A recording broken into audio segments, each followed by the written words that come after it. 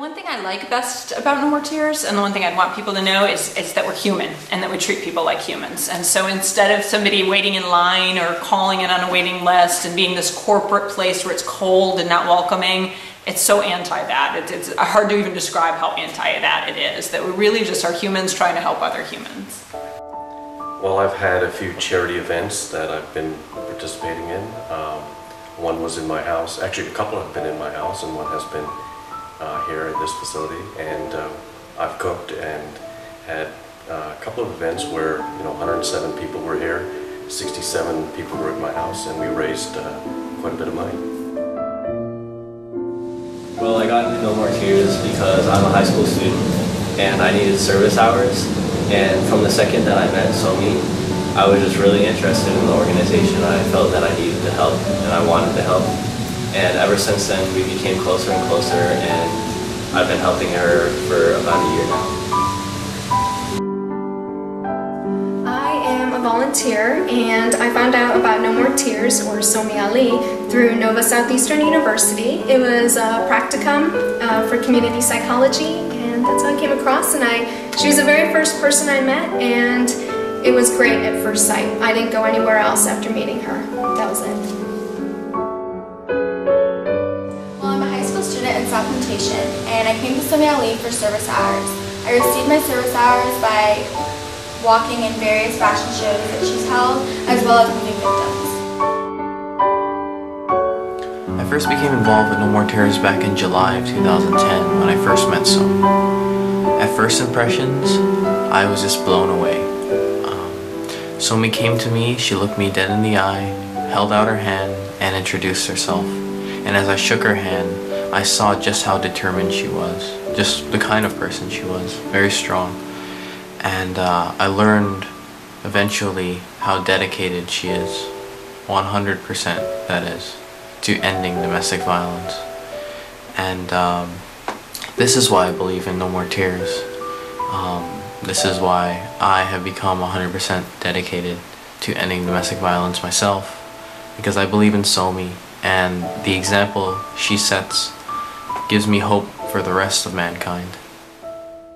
My senior year at Nova, I had to do a practicum for my psychology degree, and Somi was listed as one of the organizations that I could work with. So I contacted her and I got an internship, and after I completed my hours, I just loved working here and seeing the difference that they make so much that I've stayed and I continue to volunteer to this day.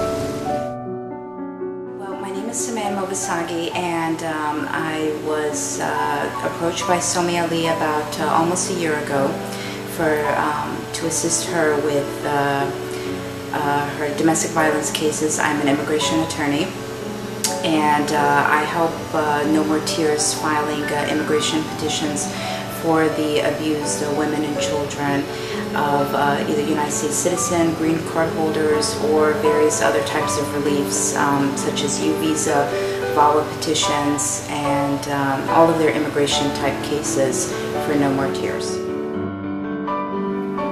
I am the resident optometrist for No More Tears, and I examine the eyes of No More Tears survivors and their children.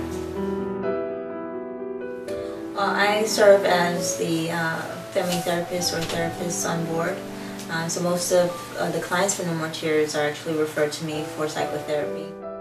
Domestic violence in the state of Florida is definitely not receiving enough attention. Matter of fact, it's something that I'm passionate about. I'm a family lawyer. I am a candidate for State House, former mayor of Coral Springs. And unfortunately, I've seen too many people that come to my office that are victims of domestic violence. I'm hoping with organizations like No More Tears, they can get that much more attention and that much more money and other solutions put towards helping protect these victims and not be victims in the future. Domestic violence can't be tolerated in any culture or any socioeconomic strata. This organization, like many organizations, has a role in trying to break down those cultural barriers and those belief systems that perpetuate domestic violence and allow it to continue. Uniquely, No More Tears reaches out across cultures to try to educate and break down those systems of belief that allow domestic violence to continue.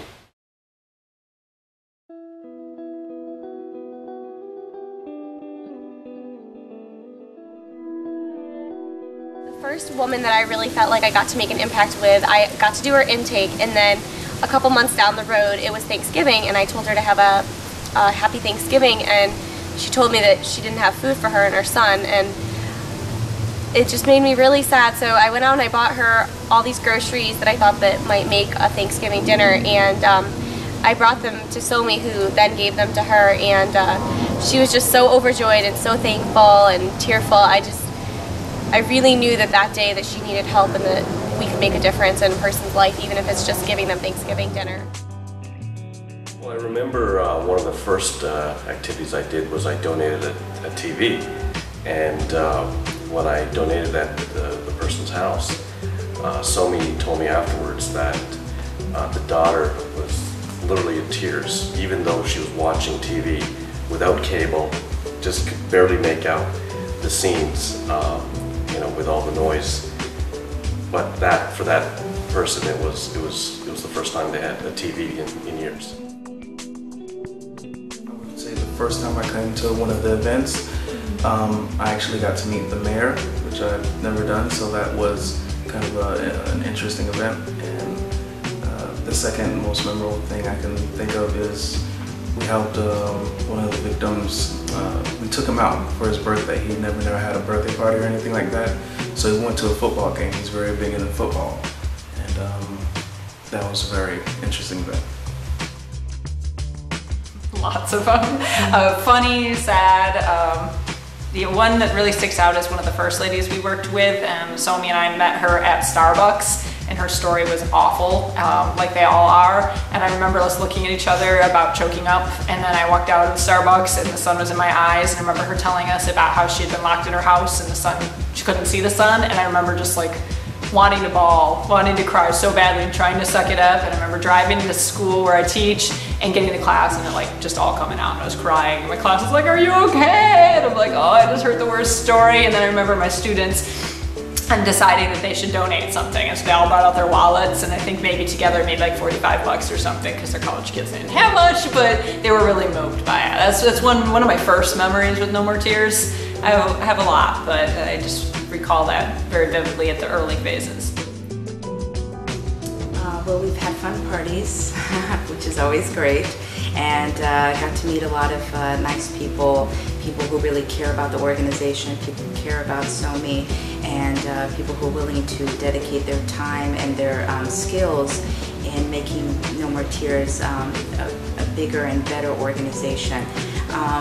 Specifically, there are a few cases that I've had that the women have been able to seek relief, been granted relief from immigration, and that's something that's very important to me. Their cases are processed according to USCIS or the law, and we just seeing them have positive results is something very cherishable.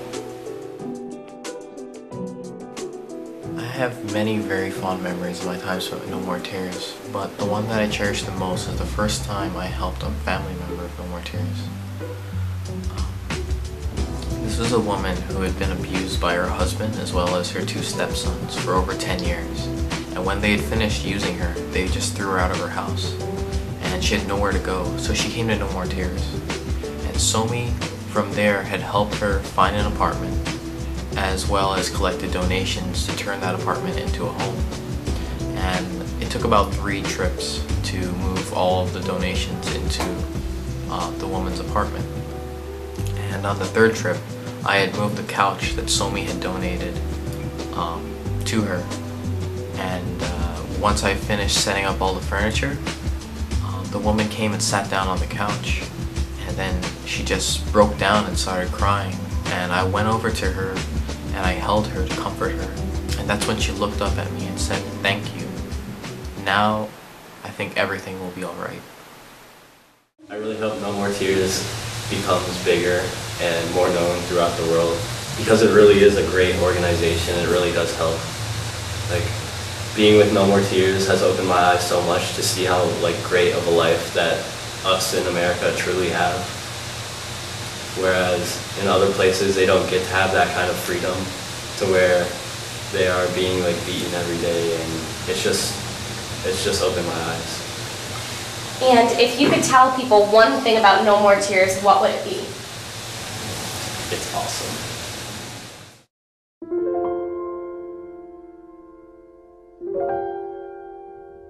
I think, we have a lot of aid here in the United States. Of course, a lot of abused women or victims of domestic violence go untouched and aren't helped with all the help we have in the United States. I could imagine how much more help is needed for places that don't even have basic places to go. No More Tears has the opportunity to help educate local law enforcement and to make them more culturally sensitive to the issues that they will face in the homes where domestic violence is reported.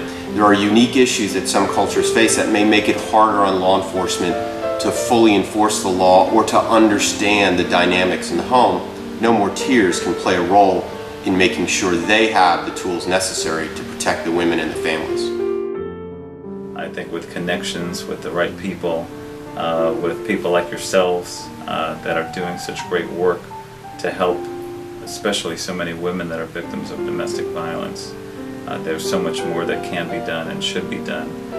No More Tears was a great part of those efforts. I appreciate that.